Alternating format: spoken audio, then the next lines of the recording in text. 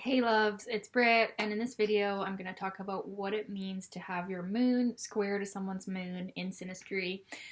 Yeah, let's talk about this. This is kind of a red flag, to be honest. There's no one aspect that could make or break the entire Synastry though, so it's not like that.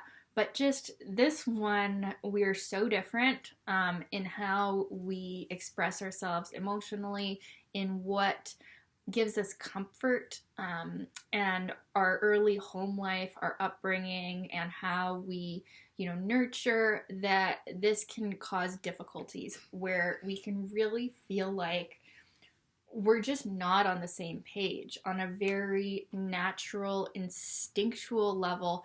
This person is irritating, and they can bring up like whatever wounding came from our childhood in a really unsettling sort of way. And the thing with this aspect, because it is moons, it's all pretty unconscious emotional behavior. Like with the sun square to sun, we're more conscious of like, okay, we're just two different people, and like, we can make it work sometimes. But when it's moon square to moon, we're not really even realizing how much we put the other off, or how the way that we feel is just actually kind of inhibiting the other person to feel secure. It's quite more difficult to resolve this one.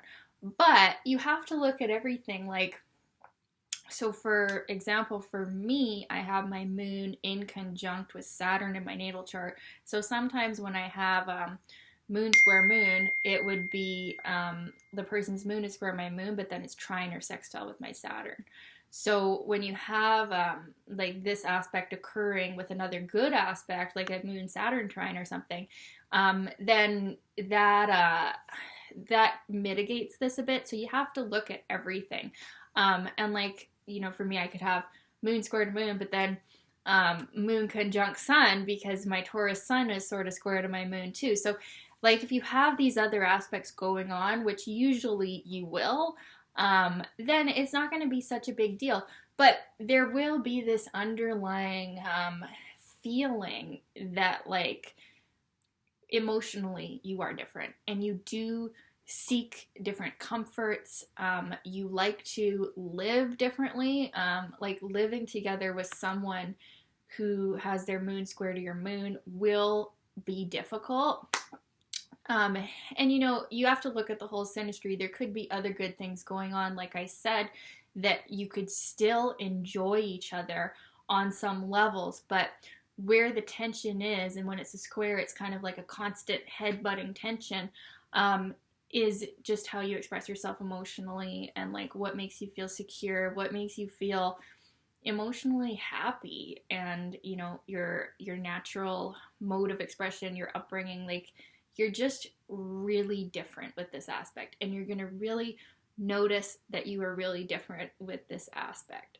So it definitely can lead to a lot of conflicts and fighting and tension and unconscious reactions in the home, where like if you are a married couple with this, you're just always kind of getting on each other's nerves, and it's can be really difficult, right?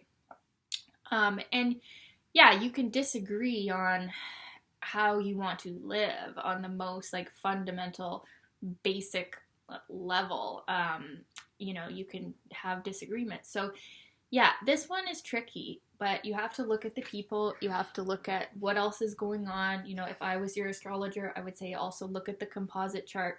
Is there moon harmony in the composite chart? Is there other, good aspects going on in there that show that, okay, maybe we do have this difficult tension in the day-to-day relating the synastry, but when we actually come together as a couple, we do really combine as a strong whole, like a strongly placed sun or moon, or, maybe like, yeah, just something really good in that other chart, that would really help with this aspect, because otherwise, yeah, we're just very different with this aspect, that it can be harder to resolve because of how instinctually different we are.